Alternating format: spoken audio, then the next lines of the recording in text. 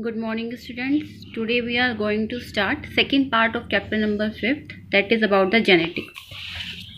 Look, yesterday we have talked about this, that it is a cell, and in a cell the outer boundary is called outer covering.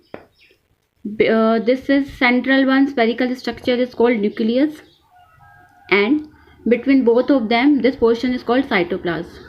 When a cell is not in a dividing phase, the genetic material is found in form of a thread-like structure which is called chromatin material. It's a chromatin material made up of protein plus DNA. But during the division, because of the process of condensation, the chromatin material is converted into the chromosome, that is a thick, this type of structure. This is a chromosome. On a chromosomes, genes are located in this manner. A chromosome after the division it is made up of two chromatid. These two chromatid are located from a same centromere, that's why they are called sister chromatid. Okay, on each sister chromatid contain one DNA molecule, and as we know, one DNA molecule is made up of two anti-parallel strands. One is from 5' to 3', second is from 3' to 5'. So actually one chromatid contain one DNA molecule, so two sister chromatid contain two DNA molecule and four strands. Now Mendel's law. Mendel was the first person who told about that something is stably passed from generation to generation. He worked on the pea plant from 1856 to 1863, 7 years. He chose a garden pea for his experiment. Garden pea, here the botanical name is written Pisum sativum. Keep it in mind, it should be written separately. The first letter of genus should be written in capital and first letter of species in small, and both are separately underlined. Why he choose garden pea?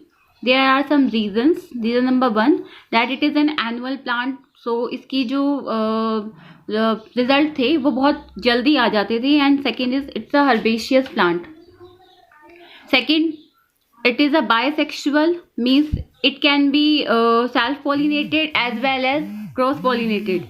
Number 3, easily grown plant, and actually जो pea plant है, it is a bisexual. So bisexual means the same flower contain male part as well as female part. And but because of जो Mendel था उसने अपने experiment में cross and self pollination दोनों करवाया था. So yesterday I told you about that emasculation process in which the anthers are removed from one bisexual flower. Third is easily grown. It can be easily grown in garden and it contains different traits. Likewise, human cells contain 23 pair of chromosomes. In the same manner, a pea plant cell contains 14 chromosomes, means 7 pair. Like it is a homologous pair. And luckily जो Mendel ने plant choose किया था और जो character उसने study किए थे वो सारे कैरेक्टर अलग अलग क्रोमोसोम्स पे थे. जैसे हाइट का जो कैरेक्टर था वो अलग पेयर पे था, फ्लावर कलर अलग पेयर पे था, पोजीशन वाला अलग पेयर पे था. Now some of the terms. Term number 1, gene. Gene, as I told yesterday, that gene is called that physical basis of inheritance, and it is the main carrier of transferring the character from one generation to another. Second is phenotype. Phenotype means जो भी बाहर से वो दिखाई दे रहा है, यानी plant की हाइट कितनी है, फ्लावर का कलर, फ्लावर का shape, it comes into the phenotype feature. Third is genotype. Genotype means how it is represent genetically. जैसे कि हम अगर हाइट की बात करें तो today we are representing in the pea plant height as capital T capital T. Why we choose 2 alphabet? The reason is that क्योंकि इसमें क्रोमोसोम्स पेयर में मिल रहे हैं. तो जब अगर हम पेयर की बात करते हैं तो जब यहाँ पे पेयर है तो ऑब्वियसली यहाँ पे 2 जीन है और 2 जीन की अपनी 2 एलील्स हैं. That's why we are representing it by the 2 alleles. Next, dominant allele. अब यहाँ पे जो 2 एलील्स हैं इसमें एक डोमिनेंट, मतलब जो अपना कैरेक्टर एक्सप्रेस करे. How he comes to know that कौन सी डोमिनेंट है या कौन सी रिसेसिव है? It is by simply crossing. He choose 2 plant, 1 plant tall and 1 plant dark. When he crossed the both by the method of cross pollination, मतलब उसने यहाँ पे चूज किया, जैसे मान लो टॉल प्लांट को उसने as a mother plant choose किया एंड डार्क प्लांट को ही choose as a male parent. दोनों में जब क्रॉस पॉलिनेशन करवाया, After it he got F1 generation.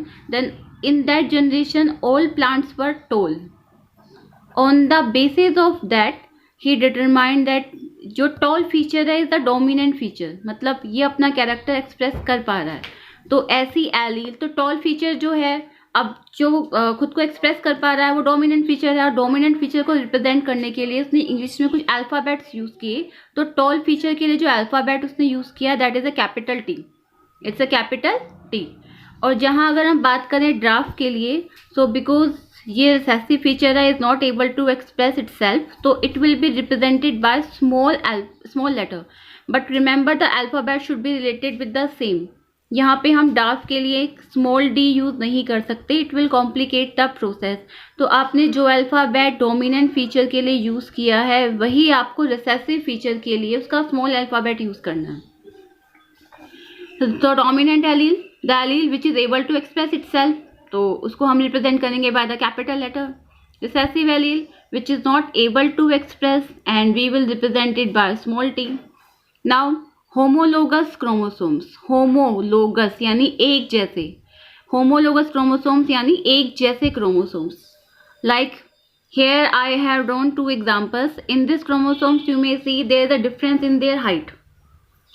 This one is larger and this one is some smaller. So we cannot say it is a homologous chromosome, क्योंकि homologous chromosomes का मतलब ही ये है कि उनकी हाइट मतलब उनकी लेंथ बराबर होगी, सेंट्रोमियर की लोकेशन सेम होगी और जीन्स की लोकेशन सेम होगी. Here you can see gene number 1 and gene number 1 दोनों की लोकेशन दोनों क्रोमोसोम पे सेम है. So that type of chromosomes are called homologous chromosome. This is the example of homologous, not that one. Next, homozygous dominant allele यानी एक जैसे alleles. Dominant alleles, तो this is the example, यानी दोनों allele एक जैसे हैं. होमोजाइगस रिसेसिव एलील, दोनों एक जैसे हैं but in the recessive manner.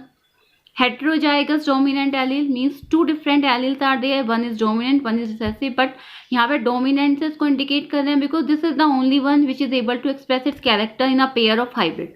Now a new word came here, hybrid. Hybrid means combination of two different traits. Pure breeding line. Pure breeding line we can understand by simply this examples. Here you can see that suppose here tall plant है. As we will grow this one tall parent, it will produce again tall parent, tall progeny. Whenever you will grow these one tall plant, they always will produce tall progeny in 100% manner. तो अगर किसी tall parent को grow करवाया जाए P plant को, तो वो 100% progeny मतलब सक्सेसिव जनरेशन तक केवल टॉल ही प्रोड्यूस कर रहा है, तो that is called pure breeding. Here the another example, suppose here the tall parent is there, tall P parent. Here we are talking about P parent यानी P plant. यहाँ पे उसको ग्रो करवाया तो उससे टॉल भी मिली एंड डार्क भी मिली, मतलब लंबे पौधे भी और छोटे भी. जब उन्हें ग्रो करवाया then again tall and dark, तो इसे हम प्योर ब्रीडिंग लाइन नहीं कह सकते. प्योर ब्रीडिंग लाइन उसे ही कहेंगे जो कि बार बार ग्रो करवाने पर सक्सेसिव जनरेशन में केवल वही फीचर शो करे जो कि उसके पेरेंट का है, वो भी 100% मैनर में. So Mendel for this experiment choose pure breeding plant, मतलब जो उसने प्लांट चूज किए थे वो प्योर ब्रीडिंग कैटेगरीज के थे कि उन्हें जब भी ग्रो करवाया जाएगा वो हमेशा अपने पेरेंट का फीचर ही शो करेंगे. हेयर जैसे कि टॉल को ग्रो करवाया, डार्क को ग्रो करवाया, तो यहाँ पे टॉल आ रहा है F1 जनरेशन में. Next, genetics is the sum of inheritance and variation. Inheritance, yesterday I told you about it कि कैरेक्टर्स किस तरीके से पास होते हैं, और वेरिएशंस हमेशा फीचर्स में कुछ वेरिएशंस आती हैं, कुछ भिन्नताएं आती हैं. हम we are not exactly like our parents. अब वेरिएशंस जो प्रोड्यूस होती हैं they can be produce by two manner, sexual reproduction and mutation. Sexual reproduction में कैसे वेरिएशंस बनती हैं, as you read during the meiosis type of cell division. Genetic recombination होता है during the pachytene stage of meiosis first. Meiosis first में जो prophase first की पेकाइटिन stage है उसमें होमोलोगस क्रोमोसोम्स के अंदर सेगमेंट ऑफ जीन एक्सचेंज होते हैं, उसी वजह से वेरिएशंस आती हैं. And second method is mutation. Mutation is the point of study in this chapter, we will read it further. Now some of the fact.